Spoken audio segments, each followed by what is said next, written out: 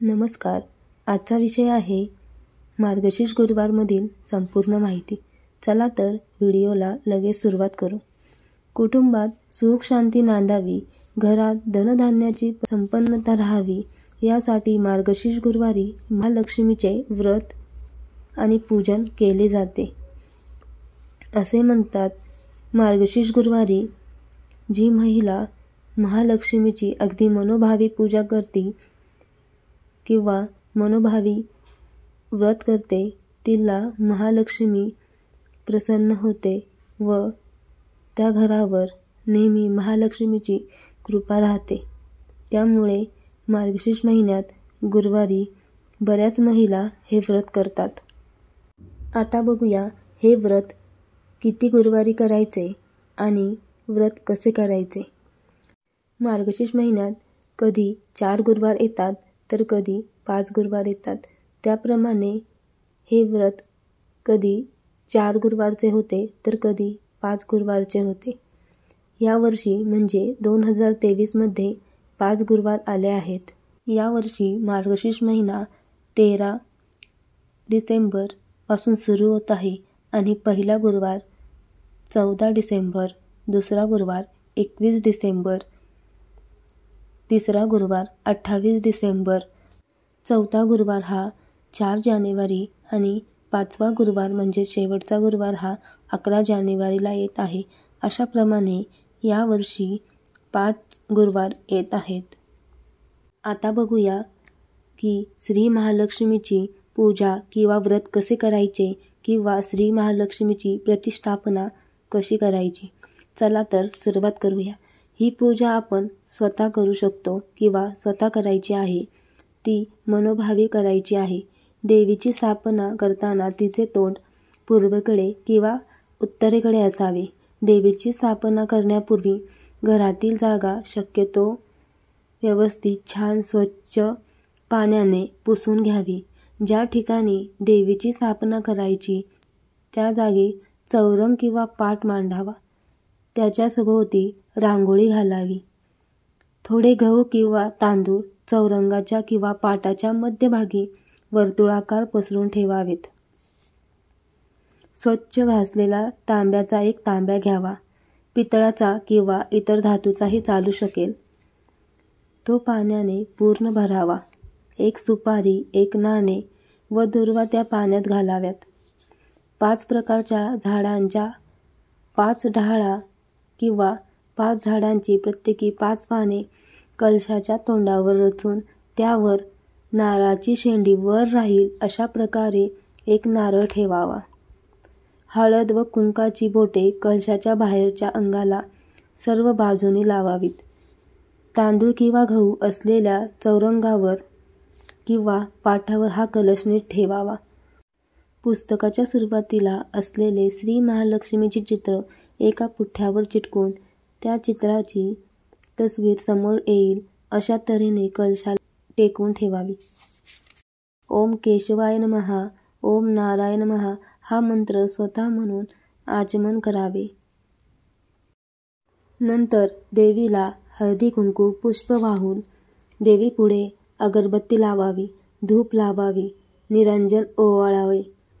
देवीला नैवेद्य अर्पण करून झाल्यानंतर मनोभावी देवीची प्रार्थना करून मनात आपली काय इच्छा असेल ती सफल होण्यासाठी विनंती करावी. नंतर देवीच्या समोर बसकर ठेवून त्यावर बसून श्री महालक्ष्मी व्रताची कथा वाचावी. नंतर श्री महालक्ष्मी महात्म्य वाचावे.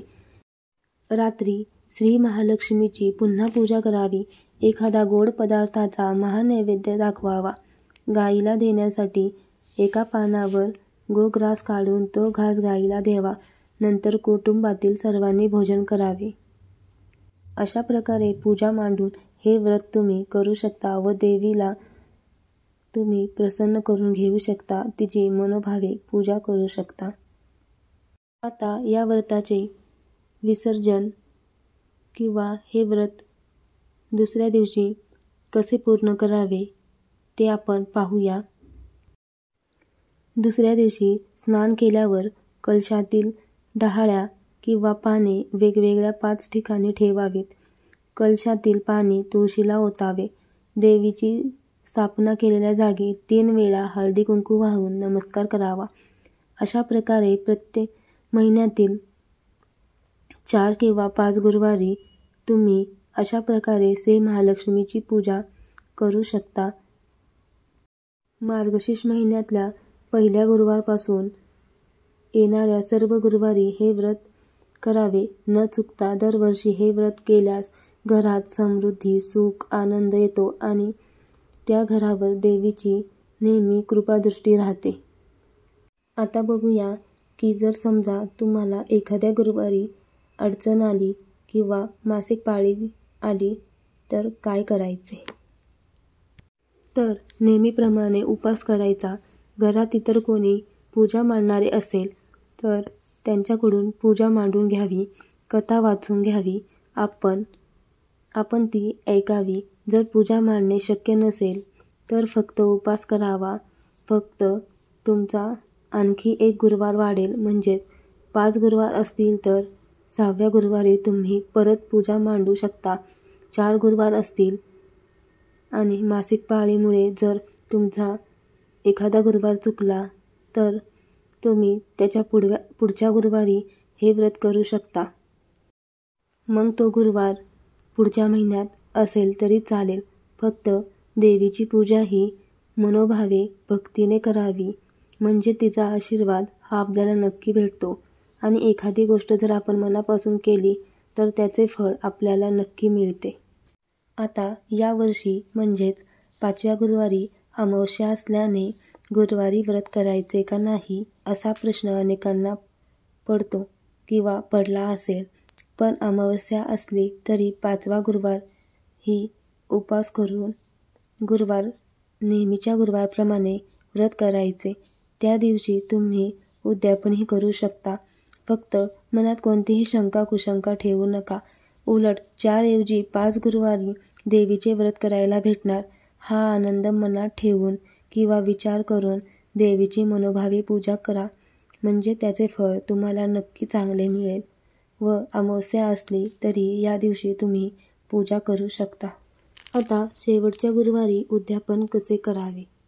शेवटच्या गुरुवारी नेहमीच्या गुरुवारप्रमाणे पूजा मांडावी, उपवास करावा, गोडाचे जेवण करावे, देवीला नैवेद्य दाखवावा आणि 5 ते 7 कुमारिका किंवा सुवासिनींना जेवायला बोलवावे. जेवण छान गोडाचे करावे. सुरुवातीला कुमारिकांना हळदी कुंकू लावावे, त्यांना जेवायला बसवावे. नंतर त्यांच्या पाया पडून त्यांना जेवण द्यावे. नंतर त्यांना जेवण झाल्यावर एक फळ म्हणजे केळीही देऊ शकता आणि देवीच्या व्रताचे पुस्तक द्यावे. नंतर संध्याकाळी 5 ते 7 महिलांना म्हणजेच सुवासिनींना हळदी कुंकासाठी बोलवावे.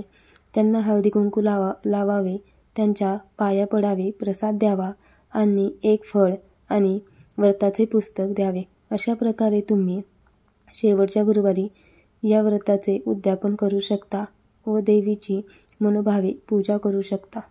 जर तुम्हाला हा व्हिडिओ आवडला असेल तर व्हिडिओला एक लाईक नक्की करा, शेअर करा आणि चॅनललाही सबस्क्राईब करायला विसरू नका. धन्यवाद.